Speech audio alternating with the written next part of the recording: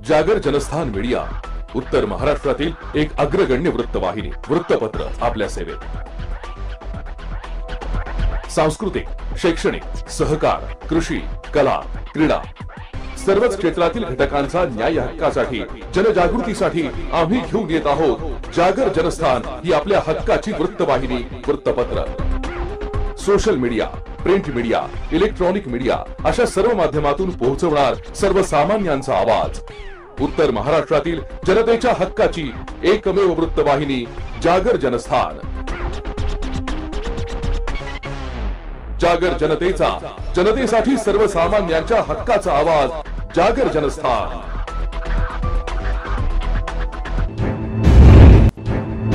सर्वसामान्यांच्या हक्काचा आवाज, जागर जनस्थान।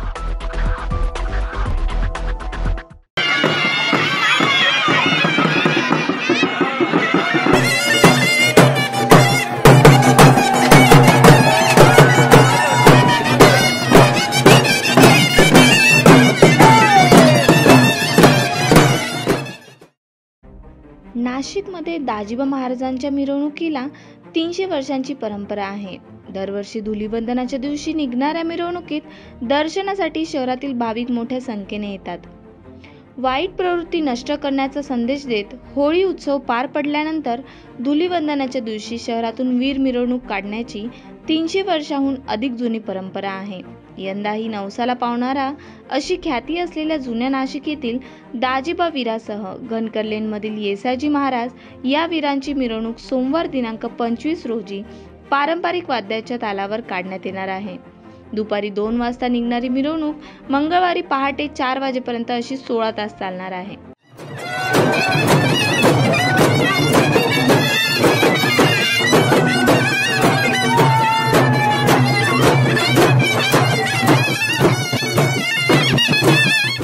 चला तर मग दाजिबा वीर मिरवणुकीची परंपरा का आहेत ते आपण आज बघूया। दिंडोरी तालुक्यातील जानोरी गावात एक गवळी राहत होता। खंडेराव आद्य दैवत असल्याने गवळी खंडेरायाची निस्सीम भक्ती करत होता। गावात दूध घालून झाल्यावर केवळ ईश्वर सेवेत आपला वेळ घालवणे असा त्याचा नित्यक्रम होता। वयाच्या 16व्या वर्षी त्याचे लग्न ठरते आणि अंगाला हळद लागल्यानंतर दुसऱ्या दिवशी कर्म हीच सेवा म्हणत हा गवळी दूध घालण्यासाठी कावड आणि कुत्र्यासह निघतो। वाटेतच अज्ञातांकडून त्याच्यावर हल्ला होतो आणि त्या हल्ल्यात त्याचे निधन होते। त्यावेळी दुःखी झालेले कुटुंबीय घरी परतत असताना गावात वाद्य वाजण्यास सुरुवात होते। ज्या ठिकाणी गवळी खंडेरायाची पूजा करत असतो त्या ठिकाणी त्याची प्रतिमा दिसू लागली आणि ती बोलूही लागली। त्यांनाच दाजिबा वीर म्हणतात। यावेळी जो कोणी माझी राहिलेली इच्छा पूर्ण करतील त्यांची इच्छा मी पूर्ण करेल असे त्यांनी सांगितले। त्यामुळे दाजिबा नवसाला पावणारे असून त्यांचे दर्शन घेतल्याने सर्व दुःख दूर होऊन मनातील सर्व इच्छा पूर्ण होतात। म्हणूनच दाजिबा वीर आणि 150 वर्षांपूर्वीपासून परंपरा जपणारी येसाजी महाराजांची मिरवणूक काढण्यात येणार आहे। ब्युरो रिपोर्ट, जागर जनस्थान, नाशिक। सर्वसामान्यांच्या हक्काचा आवाज, जागर जनस्थान। नाशिकच्या नाशिक रोड परिसरात दहशत माजवण्यासाठी गावठी पिस्तूल बाळगणाऱ्याला नाशिक पोलिसांच्या गुन्हे शाखा 2च्या पथकानं अटक केली आहे। त्याच्याकडून एक जिवंत काडतूसही मिळून आलाय। पियुष दोंदे असं गावठी पिस्तूल बाळगणाऱ्या युवकाचं नाव आहे। त्याच्याकडून तब्बल 25,500 रुपयांचा मुद्देमाल हस्तगत करण्यात आलाय। पोलिसांना मिळालेल्या गुप्त माहितीनुसार ही कारवाई करत असल्याचं पोलिसांनी सांगितलंय। राज्यासह देशामध्ये निवडणुकीचे वारे वाहायला लागले, त्या अनुषंगानेच कायदा आणि सुव्यवस्थेचा प्रश्न निर्माण होऊ नये यासाठी शहरात पोलिसांचा बंदोबस्त देखील मोठ्या प्रमाणात वाढवण्यात आलाय। त्यामुळे शहरातील बस स्टॉप, रेल्वे स्टेशन, वाहतूक मार्गाच्या इथे पोलिसांनी चेकिंग सुरू केलेली आहे। जागर जनस्थानसाठी ब्युरो रिपोर्ट, नाशिक। सर्वसामान्यांच्या हक्काचा आवाज, जागर जनस्थान।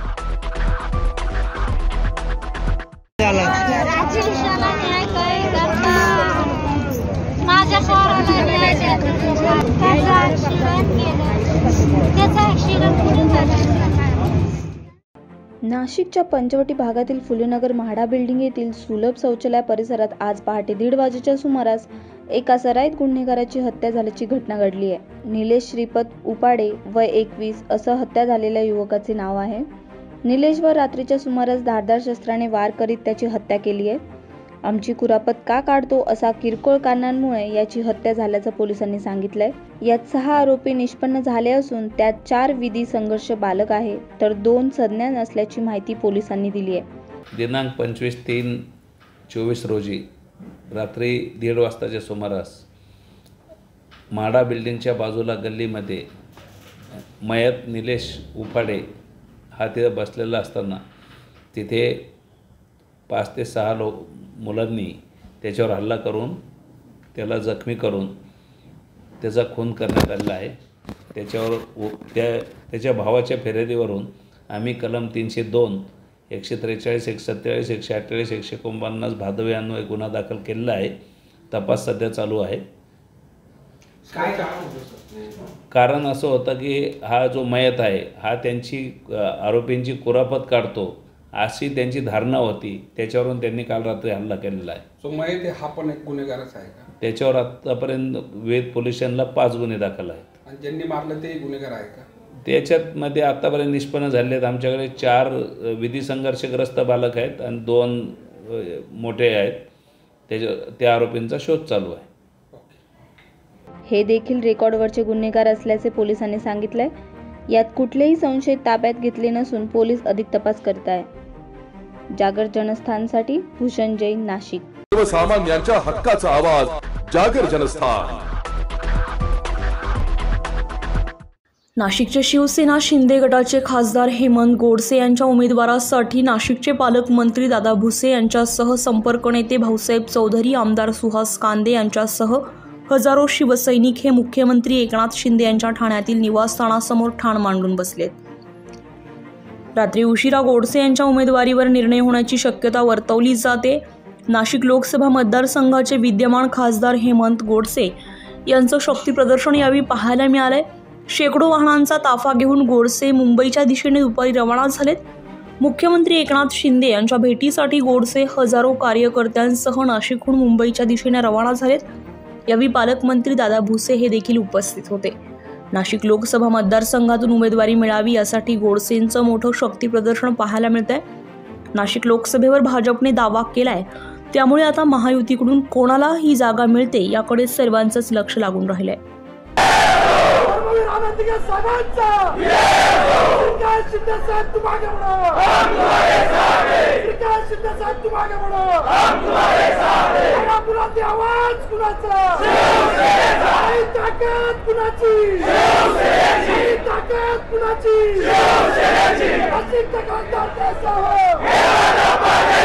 जागर जनस्थानसाठी संदीप नवसे, नाशिक। अडवतकर ज्वेलर्स म्हणजे आपल्या विश्वासाचं प्रतीक। अडवतकर ज्वेलर्स घेऊन आलाय आपल्यासाठी खास ऑफर। सोने आणि चांदीच्या खरेदीवर हमखास ऑफर फक्त अडवतकर ज्वेलर्स या ठिकाणी।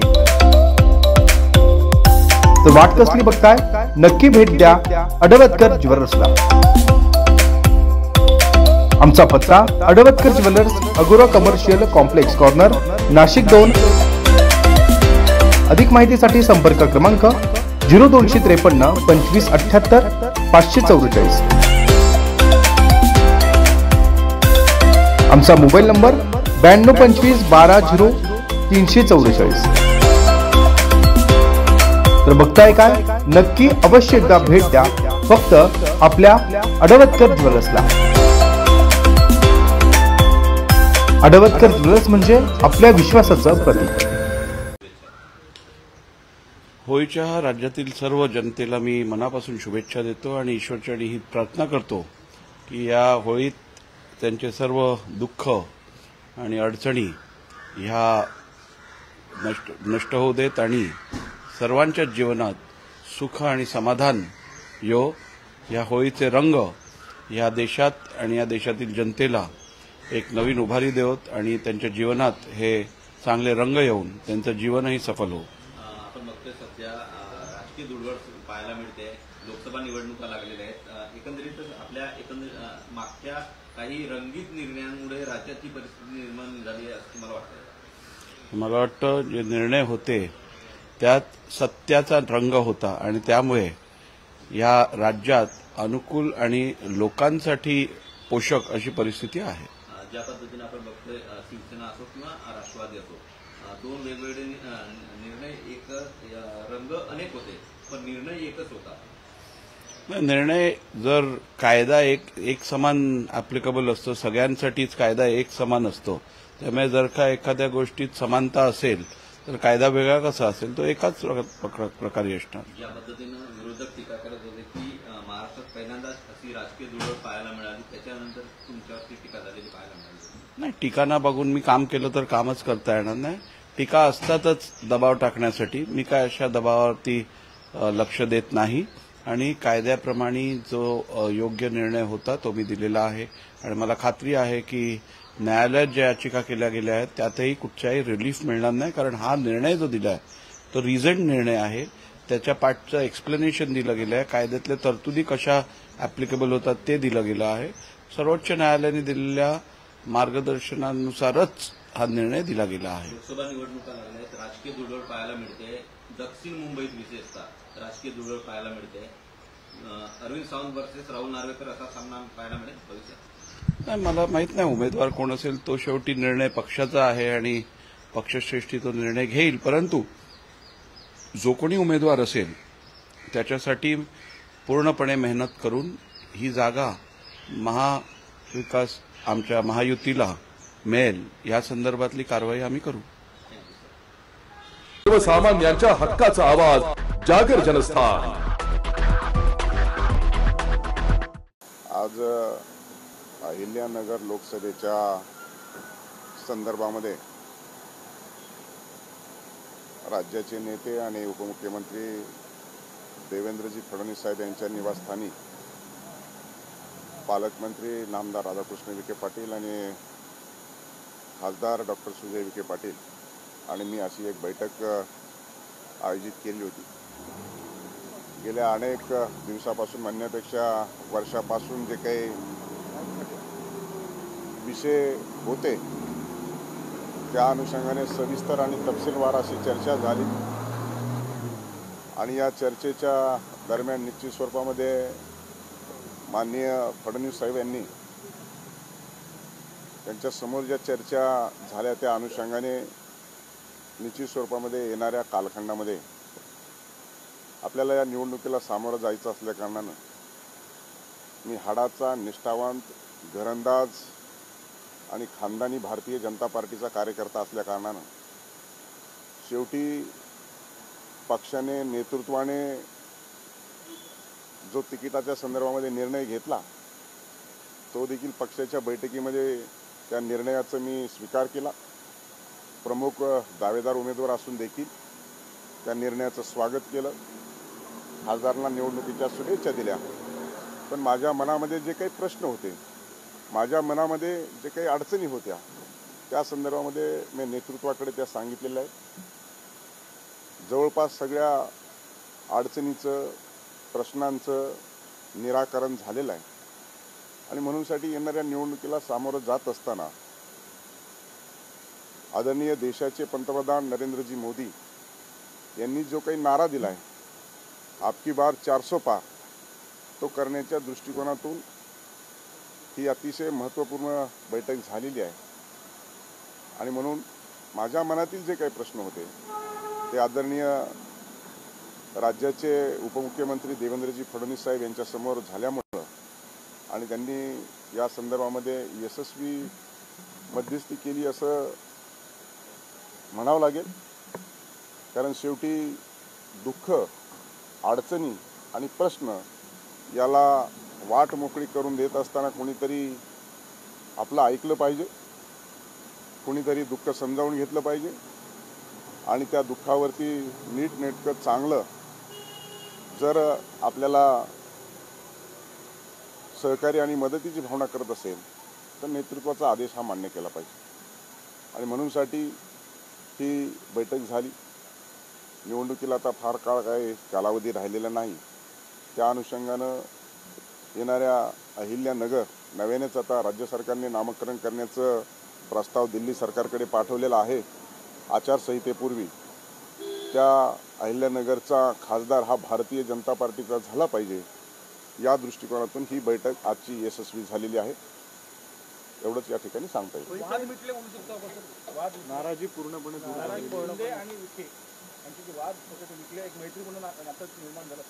पक्षीय पातळीवरती सर्व वाद हे संपुष्टात आलेले आहे.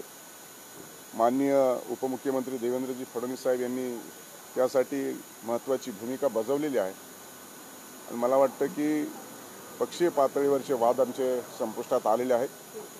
वैयक्तिक मतभेदाचे असले तरी ते निवडणुकीमध्ये काढायचे नसतात, कारण मी सांगितलं की मी खऱ्या अर्थानं भारतीय जनता पार्टीचा गेल्या 30 वर्षापासूनचा निष्ठावंत घरंदाज आणि खानदानी भारतीय जनता पार्टीचा कार्यकर्ता राहिलेलो आहे. त्यामुळे एकदा रणांगण सुरू झालं, लोकशाहीमधल्या युद्धामध्ये जो खरा भारतीय जनता पार्टीचा कार्यकर्ता असतो तो लोकशाहीचं युद्ध म्हणजे निवडणूक असते आणि निवडणुकीच्या कालखंडामध्ये एका ठराविक सीमारेषेपर्यंतच हे वाद हे मतभेद असले पाहिजे असा मानणारा मी कार्यकर्ता असल्याकारणानं नेतृत्वाने पक्षाने दिलेला आदेश मानून आपकी बार 400 पार पुन्हा एकदा नरेंद्रजी मोदी यांना पंतप्रधान करण्यासाठी अहिल्यानगरचा खासदार हा भारतीय जनता पार्टीचा निवडून आला पाहिजे ही भूमिका माझी झालेली आहे आणि त्यामुळं मी या भूमिकेशी एकरूपाने सहमत होऊन आजची बैठकी संपुष्टात आलेली आहे.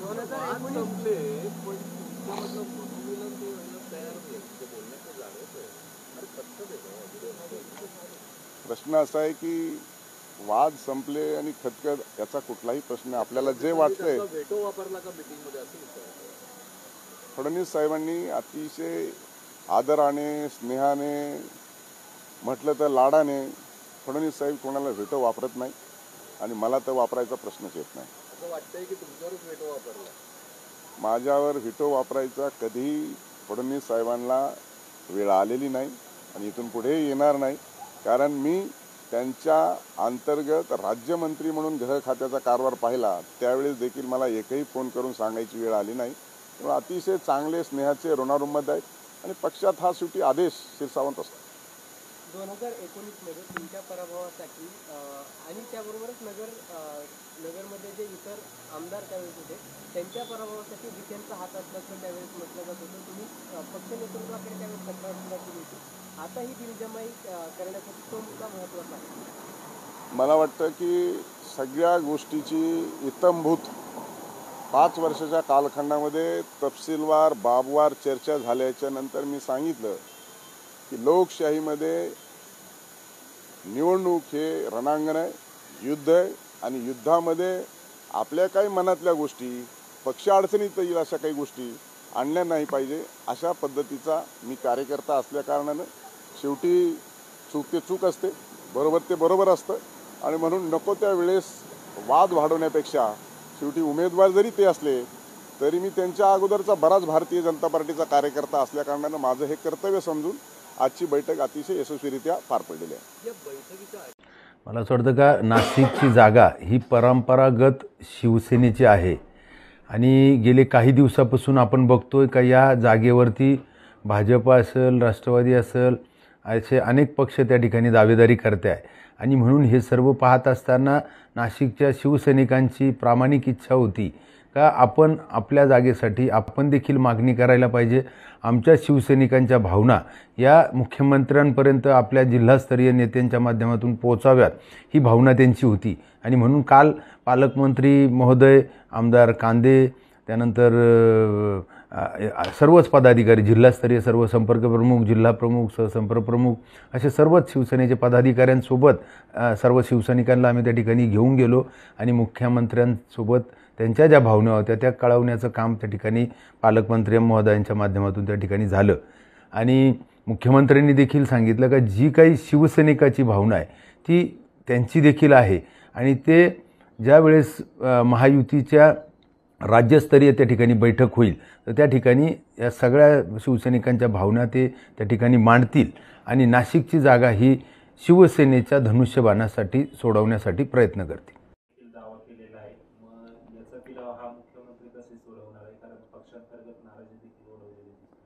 मला असं वाटतं का प्रत्येक पक्ष हा दावेदारी करत असतो, त्यांचा तो हक्क आहे आणि याचा निर्णय हा राज्यस्तरीय सर्व जी महायुतीचे नेते आहेत हे एकत्रितरित्या कुठली जागा कोणाला सोडवायची हे मला असं वाटतं का ते निश्चित योग्य तो निर्णय घेतील. होळीच्या राज्यातील सर्व जनतेला मी मनापासून शुभेच्छा देतो आणि ईश्वरचरणी ही प्रार्थना करतो की या होळीत त्यांचे सर्व दुःख आणि अडचणी ह्या नष्ट होऊ देत आणि सर्वांच्या जीवनात सुख आणि समाधान यो. या होळीचे रंग या देशात आणि या देशातील जनतेला एक नवीन उभारी देवत आणि त्यांच्या जीवनात हे चांगले रंग येऊन त्यांचं जीवनही सफल हो. आपण बघतोय सध्या राजकीय धुळवड पाहायला मिळते. लोकसभा निवडणुका लागलेल्या आहेत. एकंदरीतच आपल्या मागच्या काही रंगीत निर्णयांमुळे राज्याची परिस्थिती निर्माण झाली आहे असं मला वाटतं. मला वाटतं जे निर्णय होते त्यात सत्याचा रंग होता आणि त्यामुळे या राज्यात अनुकूल आणि लोकांसाठी पोषक अशी परिस्थिती आहे.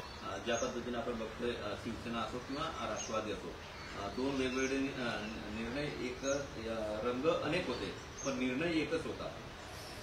निर्णय जर कायदा एक समान ऍप्लिकेबल असतो सगळ्यांसाठीच कायदा एक समान असतो त्यामुळे जर का एखाद्या गोष्टीत समानता असेल तर कायदा वेगळा कसा असेल तो एकाच प्रकारे असणार. ज्या पद्धतीनं विरोधक टीका करत होते की महाराष्ट्रात पहिल्यांदाच अशी राजकीय धुळवड पाहायला मिळाली त्याच्यानंतर तुमच्यावरती टीका झालेली पाहायला मिळाली. नाही टीकाना बघून मी काम केलं तर कामच करता येणार नाही. टीका असतातच दबाव टाकण्यासाठी. मी काय अशा दबावावरती लक्ष देत नाही आणि कायद्याप्रमाणे जो योग्य निर्णय होता तो मी दिलेला आहे आणि मला खात्री आहे की न्यायालयात ज्या याचिका केल्या गेल्या आहेत त्यातही कुठच्याही रिलीफ मिळणार नाही कारण हा निर्णय जो दिला आहे तो रिझंट निर्णय आहे. त्याच्या पाठचं एक्सप्लेनेशन दिलं गेलं आहे. कायद्यातल्या तरतुदी कशा ऍप्लिकेबल होतात ते दिलं गेलं आहे. सर्वोच्च न्यायालयाने दिलेल्या मार्गदर्शनानुसारच हा निर्णय दिला गेला आहे. लोकसभा निवडणुका लागल्या आहेत. राजकीय धुळवड पाहायला मिळते. दक्षिण मुंबईत विशेषतः राजकीय धुळवड पाहायला मिळते. अरविंद सावंत वर्सेस राहुल नार्वेकर असा सामना पाहायला मिळेल भविष्यात. नाही मला माहित नाही उमेदवार कोण असेल तो शेवटी निर्णय पक्षाचा आहे आणि पक्षश्रेष्ठी तो निर्णय घेईल. परंतु जो कोणी उमेदवार असेल त्याच्यासाठी पूर्णपणे मेहनत करून ही जागा महाविकास आमच्या महायुतीला मिळेल या संदर्भातली कारवाई आम्ही करू. अडवतकर ज्वेलर्स म्हणजे आपल्या विश्वासाचं प्रतीक. अडवतकर ज्वेलर्स घेऊन आलाय आपल्यासाठी खास ऑफर. सोने आणि चांदीच्या खरेदीवर हमखास ऑफर फक्त अडवतकर ज्वेलर्स या ठिकाणी. तर वाट कसली बघताय नक्की भेट द्या अडवतकर ज्वेलर्सला. आमचा पत्ता अडवतकर ज्वेलर्स अगोरा कमर्शियल कॉम्प्लेक्स कॉर्नर नाशिक 2. अधिक माहितीसाठी संपर्क क्रमांक 0253 25 78 544. आमचा मोबाईल नंबर 9225 12 0344. तर बघताय काय नक्की अवश्य एकदा भेट द्या फक्त आपल्या अडवतकर ज्वेलर्सला. अडवतकर ज्वेलर्स म्हणजे आपल्या विश्वासाचं प्रतीक.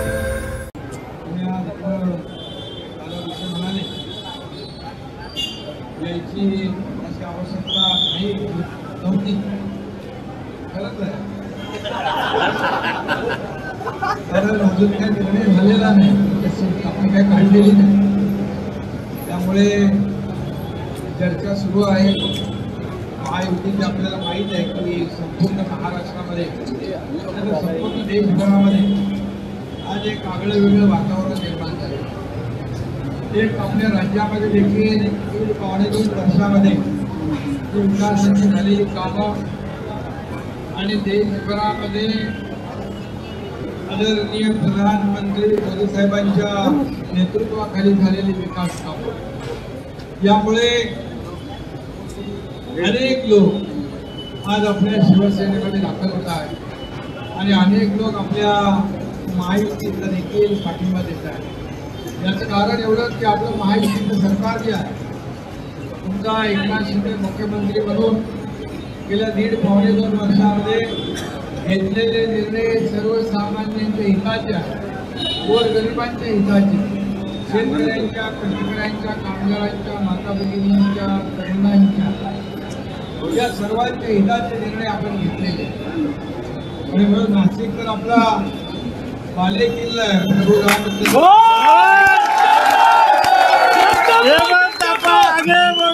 शिंदे साहेब आगे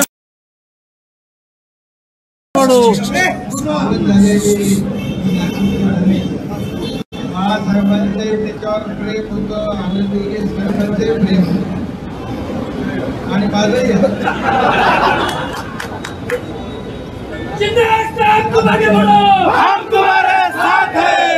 आणि म्हणून आणि नाशिक आपण बघायला गेलं तर थोडे भाऊ आहेत का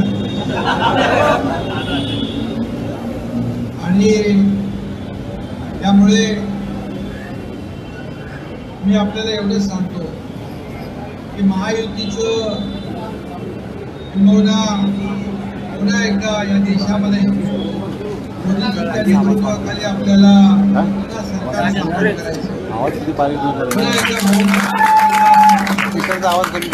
आणि मग राज्यातून देखील आपण नेहमी म्हणतो की 45 पार त्यांचं मोदी साहेबांचं जी घोषणा आहे 400 पार आणि आपण त्याच्यामध्ये महाराष्ट्रामध्ये 45 पार आणि मग एक एक जागा आपल्याला महत्वाची आहे. एक एक उमेदवार, एक एक खासदार आपल्याला महत्वाचा आहे आणि म्हणून अनेक जागा ज्या आहेत अगदी त्याच्यावर बारीक चर्चा सुरू आहे. अगदी गृहमंत्री असतील, केंद्रीय मोदी साहेब स्वतः यामध्ये लक्ष घालतात आणि म्हणून आपल्याला मी एवढंच सांगतो की आपल्या नाशिकची जागा जी आहे आपल्या धनुष्यबाणाकडे राहिली पाहिजे. हे काय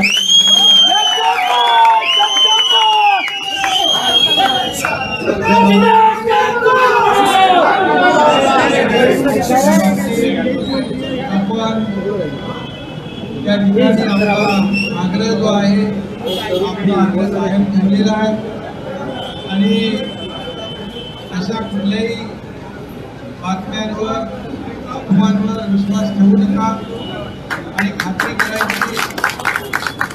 मला तुम्ही बोलला असता मी तुम्हाला सांगितलं असतं होळी सोडून यायची आवश्यकता लागली नसते.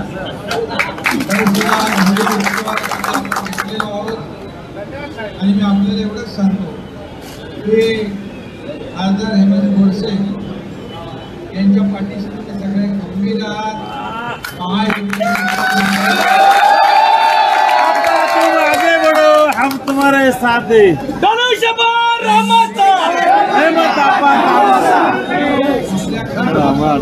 अन्याय होणार नाही याची काळजी ऐकून शिंदे घेईल.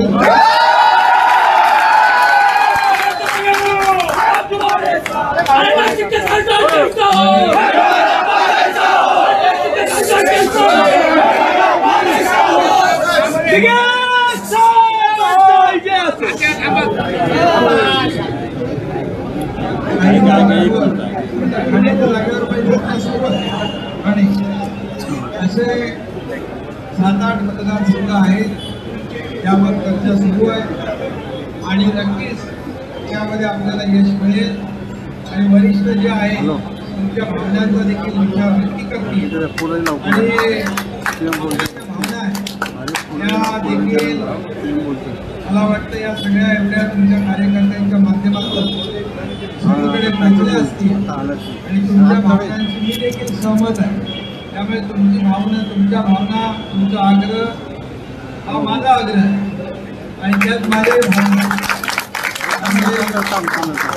पण शेवटी महायुतीमध्ये आपल्याला आपल्या राज्यातून जास्तीत जास्त जागा जिंकून देऊन मोदी साहेबांचे हात मजबूत करायचे आहे आणि आज गेले आपण 1.5-2 वर्ष जे काम केले त्याची पोचपावती खऱ्या अर्थाने आपल्याला पाहिजे असेल तर जास्तीत जास्त जागा आल्या तरच आपण समजायचं आपल्याला पोचपावती मिळाली आणि म्हणून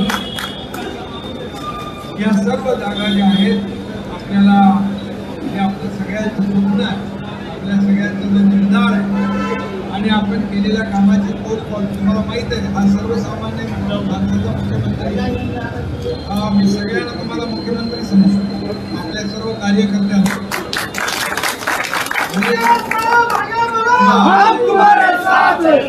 आजही कार्यकर्ता म्हणूनच मी काम करतो, उद्याही कार्यकर्ता म्हणून काम करणार आहे. कालही मी कार्यकर्ता म्हणून काम केलेलं. माझ्यात काय बदल झालाय?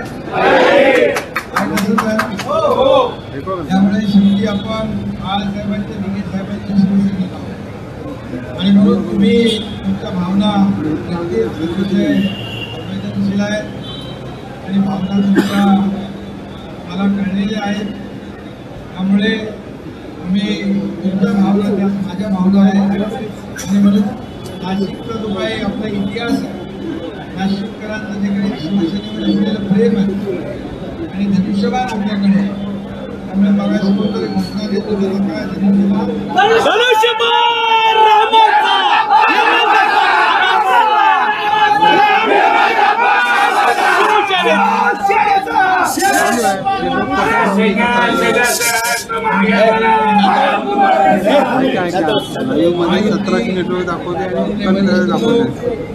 अन्याय करणार याची काळजी मी घेईन.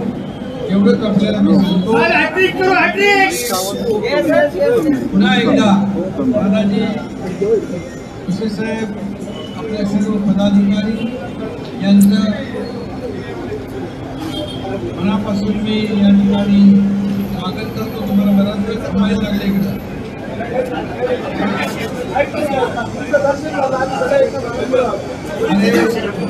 होळीच्या दिवशी आणि तुम्हीच आमचं दैवत, आम्हीच आमचं सण आणि तुम्हीच आमचं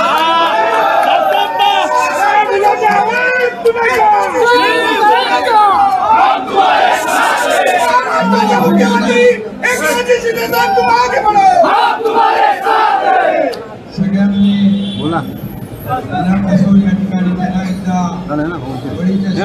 खाली बसा ना आणि आपल्या सगळ्यांचं मनापासून मी अभिनंदन करतो.